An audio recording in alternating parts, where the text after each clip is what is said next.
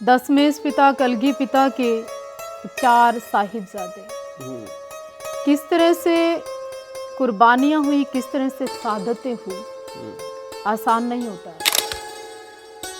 कैसे वो नदी पार की होगी, कैसा वो समय होगा, फिर किस तरह से तिल तिल करते चिनते छोटे साहिबजादों को देखा होगा। काश के मुझे सेवा और सिमरन करने का मौका मिलता, काश के मुझे सिक्खी धारण करने का मौका मिलता, काश मैं सिखों के यहाँ पैदा होती। जिस दिन मैं हरमंदिर साहब गई, जिस दिन मैं उस पवित्र स्थान पर गई, मैं आज से नहीं बहुत पहले से कहती हूँ, उस दिन मैं केस रखूंगी और उसके बाद मैं कभी केस कतल नहीं करवाऊंगी। ਸਤਿ ਸ਼੍ਰੀ ਅਕਾਲ, ਪੁਆਧ ਵੈਬ ਟੀਵੀ ਦੇਖ ਰਹੇ ਹੋ ਤੁਸੀਂ। ਮੈਂ ਧਨਵੰਤ ਸਿੰਘ ਕਮਾਨ। ਪੰਜਾਬ ਦੇ ਵਿੱਚ ਅੱਜ ਜਿਹੜੇ ਦਿਨ ਚੱਲ ਰਹੇ ਨੇ, ਦਿਨ ਤਾਂ ਮਤਲਬ ਸਾਰੀ ਦੁਨੀਆ ਦੇ ਵਿੱਚ ਹੀ ਚੱਲ ਰਹੇ ਨੇ, ਪਰ ਖਾਸ ਕਰਕੇ ਸਿੱਖ ਧਰਮ ਨਾਲ ਜੁੜੇ ਹੋਏ ਲੋਕ ਜਿਹੜੇ ਪੰਜਾਬ ਦੇ ਵਿੱਚ ਰਹਿੰਦੇ ਨੇ, ਉਹ ਇਸ ਮਹੀਨੇ ਨੂੰ, ਪੋਹ ਦੇ ਮਹੀਨੇ ਨੂੰ ਸ਼ਹਾਦਤਾਂ ਦਾ ਮਹੀਨਾ ਕਹਿੰਦੇ ਨੇ। ਸੋ ਜਦੋਂ ਅਸੀਂ ਇਸ ਮਹੀਨੇ ਦੀ ਗੱਲ ਕਰਦੇ ਹਾਂ ਤਾਂ ਹਰੇਕ ਬੰਦੇ ਦੇ ਦਿਲ ਦੇ ਵਿੱਚ ਰੋਸ ਹੁੰਦਾ ਹੈ। ਅਤੇ ਅਜਿਹੇ ਸਮੇਂ ਦੇ ਵਿੱਚ ਅਸੀਂ ਅੱਜ ਸਾਧਵੀ ਦੇਵਾ ਠਾਕੁਰ ਜੀ ਦੇ ਕੋਲੇ ਪਹੁੰਚੇ ਹਾਂ, ਜਿਹੜੇ ਹਿੰਦੂ ਸਮਾਜ ਨੂੰ ਰਿਪਰੈਜ਼ੈਂਟ ਕਰਦੇ ਨੇ, ਪਰ ਇਸ ਦੇ ਨਾਲ ਨਾਲ ਇਹ ਆਪਣੇ ਸਿਰ ਦੇ ਉੱਤੇ, ਜਿਹਨੂੰ ਇੱਕ ਸਿੱਖਾਂ ਦਾ ਤਾਜ ਕਿਹਾ ਜਾਂਦਾ ਹੈ, ਦਸਤਾਰ ਕਹਿ ਲਓ, ਪੱਗ ਕਹਿ ਲਓ, ਉਹ ਸਜਾ ਕੇ ਰੱਖਦੇ ਨੇ। ਗੱਲਬਾਤ ਕਰਨ ਦੀ ਕੋਸ਼ਿਸ਼ ਕਰਾਂਗੇ ਕਿ ਅਸਲ ਦੇ ਵਿੱਚ ਕਿਉਂ ਇਹ ਪੱਗ ਜਿਹੜੀ ਸਜਾਉਣ, ਇਹ ਕਿੱਥੋਂ ਸਟਾਰਟ ਕੀਤੀ ਹੈ ਇਹਨਾਂ ਨੇ, ਕਿਉਂ ਇਹ ਪੱਗ ਸਜਾ ਕੇ ਰੱਖਦੇ ਨੇ। ਗੱਲਬਾਤ ਕਰਾਂਗੇ। ਸਾਧਵੀ ਜੀ ਬਹੁਤ ਬਹੁਤ ਸਵਾਗਤ ਹੈ जी जी। वाहिगुरु जी का खालसा, श्री वाहिगुरु जी की फतेह। देखिए, ये जो महीना चल रहा है, ये जो दिन चल रहे हैं, नास्तिक व्यक्ति के दिल में भी दर्द होता है, तकलीफ होती है और हृदय पसीज जाता है दर्द के कारण। इन दिनों के अंदर दशमेश पिता कलगी पिता के 4 साहिबजादे, किस तरह से कुर्बानियाँ हुई, किस तरह से शहादतें हुई, आसान नहीं होता।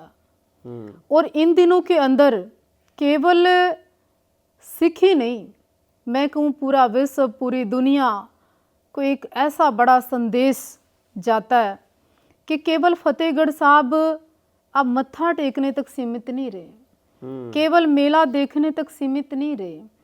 आप वो कुर्बानियाँ देखिए उन साहिबजादों की, उस परिवार की, कि कैसे ठंडे बुर्ज में माता कैसे अपने गुजरी लेकर बैठी होगी, क्यों ये शीत दिन होते हैं, कैसे वो नदी पार की होगी, कैसा वो समय होगा, फिर किस तरह से तिल तिल करते चिनते छोटे साहिबजादों को देखा होगा। आज वैसे तो सिख समाज की कुर्बानियों से इतिहास खून से सना हुआ है, उनका देना दे ही नहीं सकता कोई भी। पर पिछले 5-7 सालों से मेरी सिख धर्म में कलगी पिता, राष्ट्रपिता, मेरे और आपके पिता गुरु गोविंद सिंह जी महाराज में मेरी अति श्रद्धा है और इतना मेरा समर्पण है कि मैं गर्व महसूस करती, काश के मैं सिख कौम में पैदा होती, काश के मुझे सेवा और सिमरन करने का मौका मिलता, काश के मुझे सिक्खी धारण करने का मौका मिलता, काश मैं सिखों के यहाँ पैदा होती। तो मेरे लिए गर्व होता मुझे, क्योंकि सिख वो कौम है धर्म के लिए आज भी लड़ती है, सिख वो कौम है धर्म के लिए आज भी कुछ कर गुजर जाने की हिम्मत है उन लोगों में। सिख वही कौम है कि जब गुरुद्वारा साहब पे या इतिहास पे, उनके संतों पे, इवन एक चोले पर आँच आई तो बच्चा बच्चा बाहर आ गया, किसानी पर बात आई तो सरहदें बंद कर दी। तो उस कौम को मैं सलूट करती हूँ। और विशेष तौर पर ये जो साहिबजादों के दिन चल रहे हैं, वैसे तो उनका देना हमेशा ही कोई दे ही नहीं सकता, वो इतिहास सिखों का है गौरवशाली और इतना बड़ा इतिहास। पर मैं ये कहना चाहूँगी, इन दिनों में आप सेवा, समरण, भजन और अपनी मर्यादा में रहिए। और मुझे मेरे जीवन में अगर मौका मिला, जिस दिन मैं हरमंदिर साहब गई, जिस दिन मैं उस पवित्र स्थान पर गई, मैं आज से नहीं बहुत पहले से कहती हूँ, उस दिन मैं केस रखूंगी और उसके बाद मैं कभी केस कत्ल नहीं करवाऊंगी। मेरा सिक्खी में पूर्ण विश्वास के साथ साथ है ना, मुझे जैसे सिख धर्म की मैं बात करती हूँ तो मेरी रूह अंदर से कांपती है कि अगर कोई धर्म है, अगर कोई लोग जिंदा हैं, किसी का जनून अगर अभी बाकी है तो वो सिख धर्म में है। ਤੁਸੀਂ ਬਹੁਤ ਵੱਡੀ ਗੱਲ ਕਹਿ ਰਹੇ ਹੋ ਕਿ ਇੱਕ ਪਾਸੇ ਦਾ ਤੁਸੀਂ ਮਤਲਬ ਜਿਹੜੇ ਵਾਲਾਂ ਦਾ ਸਟਾਈਲ ਆਪਾਂ ਕਹਿ ਲਈਏ ਕਿ ਉਹ ਹੇਅਰ ਕੱਟ ਕੀਤਾ ਹੋਇਆ ਹੈ, ਪਰ ਦੂਜੇ ਪਾਸੇ ਤੁਸੀਂ ਕਹਿ ਰਹੇ ये ਹੋ कि स्टेटमेंट आज नहीं दी मैंने, हम्म ये मैं पिछले 2, 3, 4 साल से लगातार बोल रही हूँ। हम्म पर बाई चांस कोई कर्म शुभ अभी सामने नहीं आया कि अभी मैं हरमंदिर साहब नहीं जा पाई, अभी मैं नमस्तक नहीं हो पाई, अभी मैं उस पवित्र स्थान पर नमस्तक होने का मुझे मौका नहीं मिला।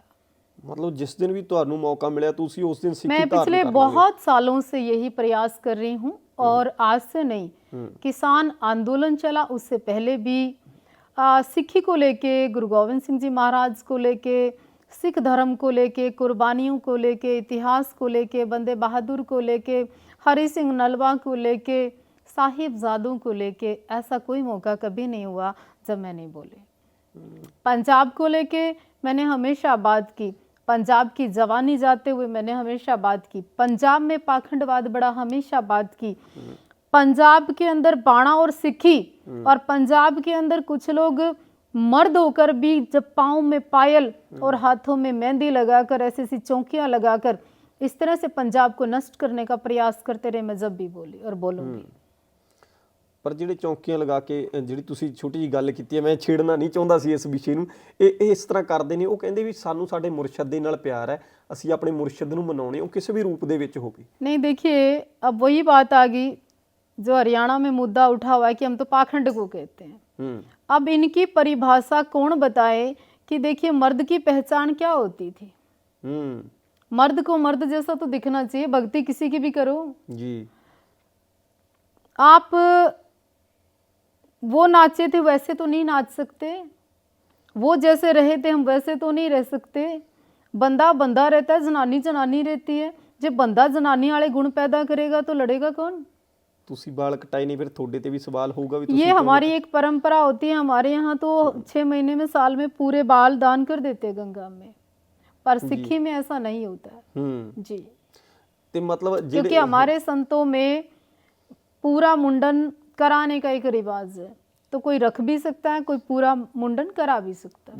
ਜਿਹੜਾ ਤੁਹਾਡੇ ਸੰਤਾਂ ਦਾ ਕਹਿ ਲਈ ਕਿ ਇੱਕ ਕਲਚਰ ਚੱਲਿਆ ਆ ਰਿਹਾ, ਤੁਸੀਂ ਉਹਦੇ ਤੇ ਪੂਰਨਤਾ ਉਤਰਦੇ ਹੋ, ਤਾਂ ਕਰਕੇ ਤੁਹਾਨੂੰ ਇਹ ਕਰਾਉਣਾ ਪੈਂਦਾ। नहीं, ये तो हमारे में परंपरा ही है, जो भी संत बनता है वो पहले मुंडन कराता ही है, पिंडदान कराता ही है, ये तो कोई बड़ी बात ही नहीं है हमारे में। ਤੇ ਗੱਲ ਕਰੀਏ ਕਿ ਜਿਹੜੀ ਤੁਸੀਂ ਸਿਰ ਤੇ ਪੱਗ ਬੰਨ੍ਹਦੇ ਹੋ, ਇੱਕ ਔਰਤ ਹੋਣ ਦੇ ਬਾਵਜੂਦ ਵੀ ਪੱਗ ਬੰਨਣੀ ਬਹੁਤ ਵੱਡੀ ਗੱਲ ਹੁੰਦੀ ਹੈ, ਤੇ ਇੱਥੋਂ ਹੀ ਮੈਂ ਮੇਰੇ ਜਿਹੜਾ ਸਵਾਲ ਸ਼ੁਰੂ ਹੋਇਆ ਸੀ कि ये देखिए, मैं सिख धर्म से बहुत प्रभावित हूँ, इसलिए मुझे पग अच्छी लगती है।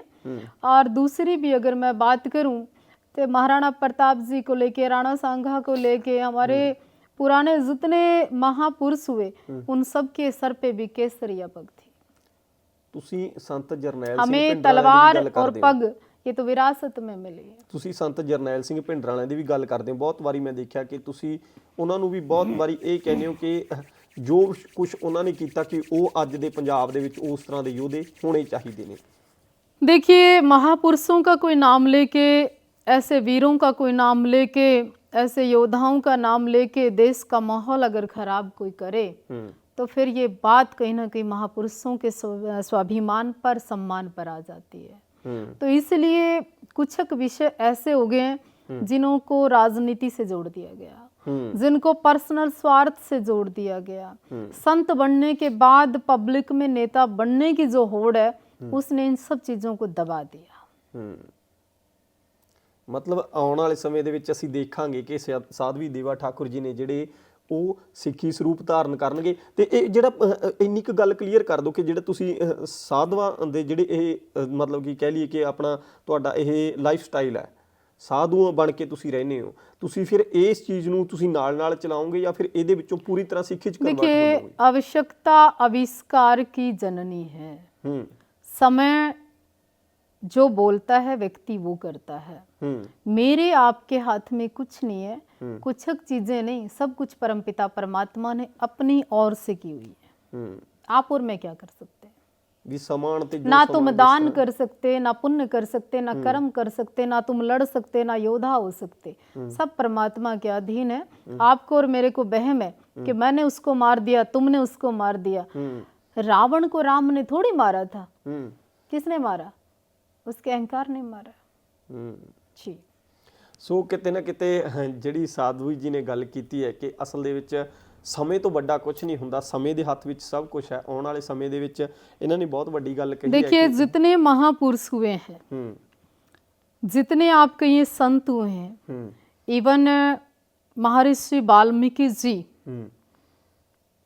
उनकी शुरुआत, उनकी हिस्ट्री जीवन की देखिए आप। फिर उनको पूजा लोगों ने बाद में। और इस दुनिया का एक इतिहास है कि यहाँ पूजने के लिए, यहाँ ठीक साबित करने के लिए, चाहे महापुरुषों की बात करें, चाहे आम समाज के व्यक्ति की बात करें, एक्टर डायरेक्टर की बात करें, आपके यहाँ सिद्धू मूसेवाला था, बाद में लोगों ने बहुत सही कहा। दीप सिद्धू जी थे, बाद में लोग बड़े रोए। अभी भी 5, 6, 7, 10 पंजाब को तो पता नहीं किसकी नज़र लगी है, इतने युवाओं को खो दिया, लेकिन लोग बाद में रोते हैं। ਜਾਨ ਦੇਣੀ ਪੈਂਦੀ ਹੈ। ਸਿੱਧੂ ਮੂਸੇ ਵਾਲੇ ਨੇ ਕਿਹਾ ਸੀ ਕਿ ਜਾਨ ਦੇਣੀ ਪੈਂਦੀ ਹੈ ਇਹਨਾਂ ਲੋਕਾਂ ਨੂੰ ਆਪਣਾ ਮੁੱਲ ਪਵਾਉਣ ਵਾਸਤੇ। मैं तो खैर इस हक में भी नहीं हूँ कि जान देना अपनी मर्जी से खैर कहीं ना कहीं गुनाह है, पर लड़ना चाहिए। ਉਹ ਲੜਕੇ ਹੀ, ਹਾਂ ਮੈਂ ਇਹੀ ਗੱਲ ਕਹਿ ਰਿਹਾ ਸੀ ਨੇ ਕਿ ਜਦੋਂ ਤੱਕ ਬੰਦਾ ਇਸ ਧਰਤੀ ਤੋਂ ਕੂਚ ਨਹੀਂ ਕਰ ਜਾਂਦਾ ਉਸ ਤੋਂ ਬਾਅਦ ਹੀ तब ਲੋਕ ਮੁੱਲ तक ਪਾਉਂਦੇ लोग ਨੇ। उसको अच्छा मानते नहीं, पर उस भीड़ का, उस समाज का, उन लोगों का उसका कोई मतलब नहीं। कहते हैं पुੱਤ दर्द नाल विलकदा मर जावे तो पिछों वैद बुलाउण दा फायदा की है। ਜਿਉਂਦੇ ਜੀ ਜਿਸਮ ਤੇ ਲੀਰ ਨਾ ਲੱਭੀ ਪਿੱਛੋਂ ਕਫਨ ਕੀਮਤੀ ਪਾਉਣ ਦਾ ਫਾਇਦਾ ਕੀ ਹੈ। तू टाइम रहते आ मेरे पास, मेरे मरने के बाद तेरे आने का फायदा क्या है। ਬਹੁਤ ਬਹੁਤ ਵਧੀਆ। ਤੁਸੀਂ ਮਤਲਬ ਇਹ ਦੋ ਸ਼ਬਦਾਂ 'ਚ ਹੀ ਬਹੁਤ ਵੱਡੀ ਗੱਲ ਕਹਿਤੀ ਕਿ ਅਸਲ ਦੇ ਵਿੱਚ ਜਦੋਂ ਬੰਦਾ ਸਮੇਂ ਰਹਿੰਦੇ ਸਭ ਕੁਝ ਕਰ ਲੈਂਦਾ, ਜੇਕਰ ਉਸ ਦੀ ਆਪਾਂ ਕਦਰ ਪਾ ਲਈਏ ਤਾਂ ਚੰਗਾ ਹੁੰਦਾ। ਤੁਰ ਜਾਣ ਤੋਂ ਬਾਅਦ ਤਾਂ ਉਹਦੀਆਂ ਆਪਾਂ ਮੂਰਤਾਂ ਬਣਾ ਕੇ ਪੂਜਦੇ ਹਾਂ, ਸਮਾਧੀਆਂ ਬਣਾ ਕੇ ਪੂਜਦੇ ਹਾਂ, ਉਹਨੂੰ ਲੀਜੈਂਡ ਕਹਿੰਦੇ ਆ, ਰਿਪ ਲਿਖ ਕੇ ਫਿਰ ਬਹੁਤ ਕੁਝ ਲਿਖਦੇ ਆ, ਤੇ ਉਹ ਚੀਜ਼ਾਂ ਦਾ ਕੋਈ ਫਾਇਦਾ ਨਹੀਂ ਹੈਗਾ। ਸੋ ਬੰਦੇ ਦੀ ਕਦਰ ਜਿਉਂਦੇ ਜੀ ਪਾਉਣੀ ਚਾਹੀਦੀ ਹੈ। क्योंकि इस दुनिया का एक दस्तूर है, यहाँ से जाने के बाद ही तारीफें हुआ करती हैं। जब तक आप कायम हो लड़ रहे हो तो आप बहुत बुरे ही हो। ਮੈਨੂੰ ਲੱਗਦਾ ਮੈਨੂੰ ਹੁਣ ਕੁਝ ਬੋਲਣ ਦੀ ਜ਼ਰੂਰਤ ਨਹੀਂ। ਜਿਹੜੇ ਸ਼ਬਦ ਸਾਧਵੀ ਜੀ ਨੇ ਬੋਲੇ ਨੇ, ਤੁਸੀਂ ਕਮੈਂਟ ਬਾਕਸ 'ਚ ਆਪਣੀ ਰਾਏ ਜ਼ਰੂਰ ਦਿਓ ਕਿ ਤੁਹਾਨੂੰ ਇਹ ਮੁਲਾਕਾਤ ਕਿਵੇਂ ਦੀ ਲੱਗੀ। ਬਾਕੀ ਹੋਰ ਇਸ ਤਰ੍ਹਾਂ ਦੇ ਇੰਟਰਵਿਊਜ਼ ਦੇਖਣ ਦੇ ਲਈ ਜੁੜੇ ਰਹੋ ਪੁਆਧ ਵੈਬ ਟੀਵੀ ਦੇ ਨਾਲ। ਸਤਿ ਸ਼੍ਰੀ ਅਕਾਲ।